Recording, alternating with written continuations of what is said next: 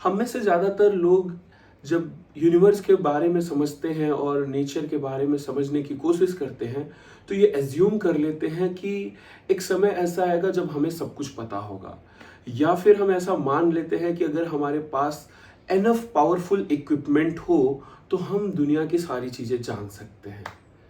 ऐसा एक बार पहले भी हुआ था। 18 या 19 सेंचुरी के आसपास फिजिसिस्ट को ऐसा लगने लगा था कि अगर हमारे पास इनफ पावरफुल सुपर कंप्यूटर्स हो, ऐसा कि उनमें सारी इंफॉर्मेशन भर दी जाए, मतलब एक ऐसा चीज जिसमें हर एक पार्टिकल की सारी information as it is 100% precision के साथ अगर भर दी जाए, तो हम उस पार्टिकल का प्रेजेंट, पास्ट और फ्यूचर तीनों ही जान सकते हैं। कहने का मतलब ये हर पार्टिकल के लिए हम बोल रहे हैं, अगर एक पार्टिकल का जान सकते हैं तो हर पार्टिकल का जान सकते हैं। इसका मतलब है कि हर पार्टिकल पास्ट में कहाँ से आया है, मतलब ये यूनिवर्स कहाँ से शुरू हुआ है ये जान सकते हैं, और वो फ्यूचर में कहाँ जाएगा ये हम जान सकते हैं। और ये काफ़ी सिंपल मॉडल था, और हम इसके बेसिस पे बोल सकते थे कि हमें यूनिवर्स के बारे में सब कुछ एक दिन पता चल जाएगा। लेकिन बात यहाँ पे रुकती नहीं, इसको लैपलास डेमन के नाम से इस आइडिया को जाना जाता है। बात यहाँ पे रुकती नहीं है, एक्चुअल में फिर आता है क्वांटम मैकेनिक्स। जब हमें पता चलता है कि नहीं, नो मैटर कितना भी प्रिसाइज हम इंस्ट्रूमेंट अपना बना लें, लेकिन हम एक लिमिट से ज़्यादा चीज़ों को नहीं समझ सकते, नहीं जान सकते हैं। ये हमारे माइंड की कैपेबिलिटी पे क्वेश्चन नहीं है कि हमारा माइंड उसको प्रोसेस नहीं कर पाएगा, ऐसा कुछ नहीं है। बात यह है कि नेचर ही अलाउ नहीं करता है। आप जैसे जो साइंटिफिक प्रिंसिपल है वो ये है कि पोजीशन और मोमेंटम को हम 100% प्रिसीजन के साथ नहीं जान सकते, उसमें कुछ ना कुछ प्रॉब्लम रहेगा, कुछ ना कुछ अनसर्टेनिटी रहेगी। तो जो इससे पहले मैं आपके सामने पिक्चर दिखा रहा था, या जो ऐसा माना जा रहा था 18-19 सेंचुरी के आसपास कि एक टाइम ऐसा आएगा जब हम सब कुछ जान जाएंगे, हमारे पास ऐसे कंप्यूटर्स होंगे जो सारी इंफॉर्मेशन हर पार्टिकल का रखेगा और उसका पास्ट और प्रेजेंट और फ्यूचर सारी बातों को एज इट इज बता देगा। वो इम्पॉसिबल सा लगता है, क्योंकि हम हर पार्टिकल का एग्जैक्ट सारा इंफॉर्मेशन जान ही नहीं सकते, और नेचर इस पे बाउंड्री पुट कर देता है। दूसरी बात आती है, अब इंफॉर्मेशन के ही बारे में बात करते हैं। ज़्यादातर टाइम हमें ऐसा लगता है कि इंफॉर्मेशन एक एब्स्ट्रैक्ट चीज़ है, जैसे कि मेरा पिक्चर कोई है, अगर मैं फ़ोन में खींचता हूँ तो ये एब्स्ट्रैक्ट सा मालूम होता है, ऐसा नहीं लगता है कि इसका कुछ ये कोई फिजिकल फॉर्म होगा, बट एक्चुअल में सारे इंफॉर्मेशन का फिजिकल फॉर्म होता है एक्चुअली। तो हर एक इंफॉर्मेशन किसी फिजिकल स्टेट में होता है, और ये चीज़ आपके फ़ोन में, आपके डिवाइस में स्टोर्ड है। और हर एक फिजिकल चीज को स्टोर करने के लिए एक लिमिटेड स्पेस चाहिए। फॉर एग्जाम्पल, अब के समय में आप ज़्यादातर टाइम से देख रहे होंगे, जब आप फ़ोन खरीदने जाते हैं तो आपको पता चलता है कि स्नैपड्रैगन का ये प्रोसेसर है, ये 4 नैनोमीटर पे बेस्ड है, ये 2 नैनोमीटर पे, 3 नैनोमीटर पे बेस्ड है। तो बात ये है कि हम कितना छोटा कर सकते हैं। हमारा फर्स्ट जनरेशन कंप्यूटर पूरे एक रूम के साइज का हुआ करता था, धीरे धीरे छूटते कम होते होते होते होते आज हमारे पॉकेट में आ चुका है हमारे कंप्यूटर्स, हम फोन के फॉर्म में हम उसको देख रहे हैं। लेकिन क्या हम और भी इसको छोटा कर सकते हैं? क्या हम कोई लिमिट है इस पे कि इसको कितना छोटा किया जा सकता है? तो बिल्कुल, नेचर वहां पे भी एक बाउंड्री पुट कर देता है। ये जो फिजिकल स्टेट है, जो किसी भी इंफॉर्मेशन को डिस्क्राइब करते हैं, फॉर एग्जाम्पल आपकी फोटो स्टोर्ड है, जैसे कि मान लीजिए आप कॉइन लेते हैं और कॉइन को टॉस करते हैं, तो उसमें हेड आता है, ये एक इंफॉर्मेशन है। अब ये इंफॉर्मेशन जो है क्वाइन नहीं है, क्वाइन एक इंफॉर्मेशन नहीं है, लेकिन जो आया है उस स्टेट को प्रिजर्व करने के लिए एक जगह चाहिए होती है।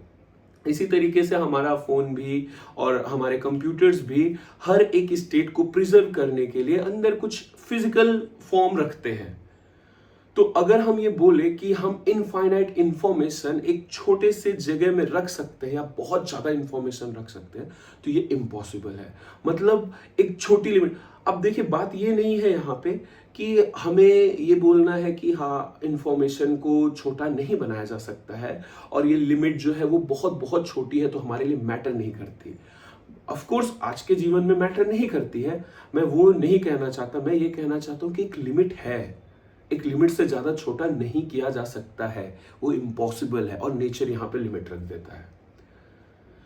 इसी तरीके से जब हम किसी इंफॉर्मेशन को इरेज करते हैं, फॉर एग्जांपल आप एक अपने कंप्यूटर में एक फाइल को डिलीट करते हैं, एक इमेज को डिलीट करते हैं, इस डिलीट करने का भी एक मिनिमम कॉस्ट है, एक मिनिमम एनर्जी का कॉस्ट लगता है जब भी आप कोई इंफॉर्मेशन डिलीट करते हैं। ऐसा नहीं है कि आपका इंफॉर्मेशन बढ़ता जाएगा, नियर फ्यूचर में हम बहुत सारे इंफॉर्मेशन रखें और उसको डिलीट करने के लिए भी एक मिनिमम अमाउंट ऑफ एनर्जी लगेगी। आज के सिनेरियो में अभी मैटर नहीं कर रहा है, बट इन फ्यूचर अगर हमारे पास इस तरीके के इंफॉर्मेशन होंगे जो बहुत ज़्यादा स्पेस रखते हैं या जो बहुत ज़्यादा एनर्जी रखते हैं, तो उनको डिलीट करने में हमें एक मिनिमम एनर्जी चाहिए होगा। नेचर यहाँ पे भी एक लिमिट सेट कर देता है कि हम एक अमाउंट ऑफ एनर्जी तो देंगे ही देंगे। तो अगेन एक लिमिट मिलती है। आगे बात करते हैं कि ये जो भी इंफॉर्मेशन हम रख रहे हैं वो किस स्पीड से जा सकता है, उस पर भी एक लिमिट है। लाइट की स्पीड से ज़्यादा तेज कोई इंफॉर्मेशन लोकली ट्रेवल कर ही नहीं सकता है। अगेन यहाँ पे एक लिमिट आ गई। अब सिचुएशन ये है कि आप किसी भी इंफॉर्मेशन को अगर आप एक जगह से दूसरी जगह भेजना चाहते हैं तो उस इंफॉर्मेशन की जो मैक्सिमम स्पीड है वो होगी 3 लाख किलोमीटर प्रति सेकेंड। आप इससे ज़्यादा तेज किसी भी इंफॉर्मेशन को नहीं भेज सकते, और ये लिमिट हमारे ऊपर बहुत सारे लिमिट लगा देता है। ये जो लिमिट है इसके कारण हम बोलते हैं कि जो हमारा ऑब्जर्वेबल यूनिवर्स है वो भी बहुत लिमिटेड है। मतलब 96 बिलियन लाइट ईयर का डायमीटर हम अभी के तौर पे मानते हैं कि इतना ही है हमारे ऑब्जर्वेबल यूनिवर्स का। मतलब उसके बियॉन्ड क्या है हमें नहीं पता। बहुत सारी ऐसी गैलेक्सीज हैं जो हम यहाँ बैठे देख सकते हैं, लेकिन यूनिवर्स हमारा कॉन्स्टेंटली एक्सपेंड करता जा रहा है और एक टाइम ऐसा आएगा कि फिर उनको देख पाना हमारे लिए नामुमकिन सा हो जाएगा। उदाहरण के तौर पे एक ऐसे सिविलाइजेशन की कल्पना करते हैं जो हमसे लेट्स से 2 लाइट ईयर दूर है। तो ऐसे सिचुएशन में क्या होगा कि अगर हमारा उनसे कम्युनिकेशन है तो उस कम्युनिकेशन को पूरा होने में 2 साल लगेंगे। जैसे वो कोई इंफॉर्मेशन भेज रहे हैं तो हम तक वो आने में 2 साल लगेंगे। अब यूनिवर्स क्या है, कॉन्स्टेंटली एक्सपेंड किए जा रहा है, दूर होते जा रहा है। तो अभी 2 साल लग रहे हैं, कल को 4 साल लगेंगे, धीरे धीरे 1000 साल, मिलियन साल, और एक टाइम ऐसा आएगा कि उनसे निकलने वाली कोई इंफॉर्मेशन हम तक पहुंचेगी ही नहीं। अल्टीमेटली ये भी एक यूनिवर्स के एंड का एक तरीका माना जाता है, जब हर चीज़ें एक दूसरे से इतनी दूर हो जाएंगी कि कुछ पॉसिबल ही नहीं होगा। तो कहने का मतलब ये है कि अगर मैं इन सारी चीज़ों को कंक्लूड करूं तो हम देख सकते हैं कि हम किसी भी चीज़ के बारे में हर एक चीज़ पूरे डिटेल के साथ नहीं जान सकते हैं। जैसे किसी पार्टिकल का एग्जैक्ट पोजीशन और मोमेंटम कभी नहीं जाना जा सकता है 100% प्रिसीजन के साथ। दूसरी बात आती है कि किसी भी इंफॉर्मेशन को अगर हम स्टोर करना चाहें तो उसके लिए एक मिनिमम स्पेस की रिक्वायरमेंट है। ऐसा नहीं है कि हम इनफाइनाइट इंफॉर्मेशन बहुत छोटे से स्पेस में स्टोर कर सकते हैं। अल्टीमेटली वो ब्लैक होल क्रिएट हो जाएगा। दूसरा बात ये था। तीसरा बात आता है कि किसी भी इंफॉर्मेशन को डिलीट करने का भी एक कॉस्ट है। आज के समय में वो हमारे लिए उतना मैटर नहीं करता है, बट इन फ्यूचर वो भी मैटर करने वाला है। तो हर चीज़ का एक कॉस्ट है, हर इंफॉर्मेशन को डिलीट करने का एक कॉस्ट है। मतलब फर्दर ये एक लिमिट है। फिर हम बात करते हैं कि हर इंफॉर्मेशन जो ट्रेवल कर सकती है उसकी भी एक मैक्सिमम लिमिट है, उससे ज़्यादा तेज वो नहीं जा सकती है। तो यहाँ भी एक लिमिट है। तो अगर हम साइंस के बारे में कंक्लूड करें तो हम ये पाते हैं कि ऐसा नहीं है कि हमारे पास एक ऐसा टाइम आएगा जब हमारे पास सारे आंसर होंगे। नहीं, साइंस हमें ये बताता है कि हम ये चीज़ें जान सकते हैं अच्छे से और ये चीज़ें हम कभी नहीं जान पाएंगे। ऐसा नहीं है कि किसी मोमेंट ऑफ टाइम पे साइंस सारे आंसर देने वाला है। वीडियो का मकसद सिर्फ इतना है कि मैं जो चीज़ें हैं एज इट इज़ आपके सामने प्रेजेंट कर सकूं। बाकी ओपिनियन बनाने में आप एक्सपर्ट हैं, तो इस पे आप कुछ भी ओपिनियन बना सकते हैं कि शायद भगवान रोक रहा है, शायद ये हो रहा है इसके पीछे रीज़न, शायद हम ये चीज़ मान लें तो इस तरीके से चीज़ें होने वाली हैं। ये आपका ओपिनियन होगा। Okay, thank you.